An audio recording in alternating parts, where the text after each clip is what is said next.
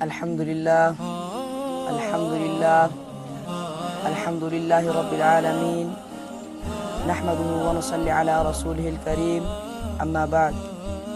محترم حاضرین کرام، السلام علیکم ورحمۃ اللہ وبرکاتہ۔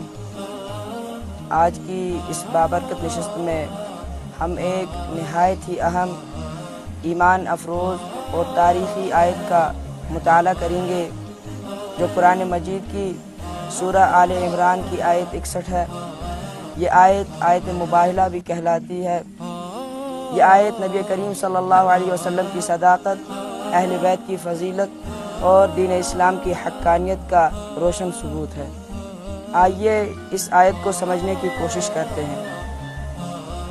اس آیت کا جو لفظی ترجمہ ہے وہ کچھ یوں ہے: پھر جب حضرت عیسیٰ علیہ السلام کے بارے میں تم سے کوئی جھگڑا کرے بات اس کے کہ تمہارے پاس سچا علم آ چکا ہو، تو کہہ دو کہ آؤ ہم اپنے بیٹوں کو اور تمہارے بیٹوں کو، اپنی عورتوں کو اور تمہاری عورتوں کو بلائیں، اور اپنے نفسوں کو تمہارے نفسوں کو بلائیں، پھر اللہ تعالیٰ سے التجا کریں اور اللہ تعالیٰ سے دعا مانگیں کہ جھوٹوں پر اللہ کی لعنت ہو۔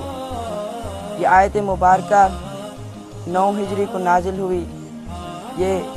یہ سال، جس سال کو یہ نازل ہوئی، اس سال کو اسلامی تاریخ میں عام الوفود کے نام سے بھی جانا جاتا ہے، یعنی کہ سفارتی ملاقاتوں کا سال۔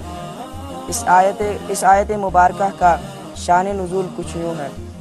یہ آیت اس وقت نازل ہوئی جب نجران یمن کے عیسائیوں کا نمائندہ وفد حضور اقدس صلی اللہ علیہ وسلم کے پاس مدینہ منورہ میں آیا۔ ان کا مقصد حضرت عیسیٰ علیہ السلام کی حقیقت پر گفتگو اور مناظرہ تھا۔ ان عیسائیوں کا ماننا تھا کہ حضرت عیسیٰ علیہ السلام اللہ کے بیٹے ہیں، نعوذ باللہ، جبکہ نبی کریم صلی اللہ علیہ وسلم نے قرآن مجید کی روشنی میں فرمایا کہ حضرت عیسیٰ علیہ السلام اللہ کے بندے اور نبی ہیں۔ جب عیسائیوں نے سچائی سے انکار کرنے لگے اور اپنی ضد پر اڑ گئے، باوجود اس کے کہ انہیں سچائی کا علم تھا، وہ اپنی ضد پر اڑ گئے اس وجہ سے کہ انہیں خدشہ تھا کہ وہ اپنی مسند کو کھو دیں گے، وہ اپنے وقار کو کھو دیں گے۔ تو اللہ تعالیٰ نے حکم دیا کہ ان کے ساتھ مباہلہ کیا جائے، یعنی ہر فریق اپنے بیٹوں، اپنی عورتوں اور اپنے نفس کو لے کر جمع ہو، پھر اللہ تعالیٰ سے دعا مانگی جائے کہ جھوٹوں پر اللہ کی لعنت ہو۔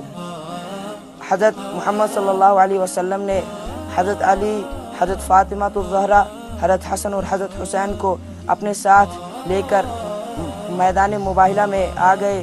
جب عیسائیوں نے اہل بیت کے نورانی چہروں کو دیکھا تو وہ مباہلہ کرنے سے گھبرا گئے اور صلح کرنے کے لیے تیار ہو گئے۔ یہ آیت اہل بیت کی فضیلت کو، بلند و مقام مرتبہ ان کا دکھاتی ہے کہ اہل بیت کی کیا فضیلت تھی۔ یہ آیت جھوٹوں پر اللہ کی لعنت ہونے کا تصور دکھاتی ہے۔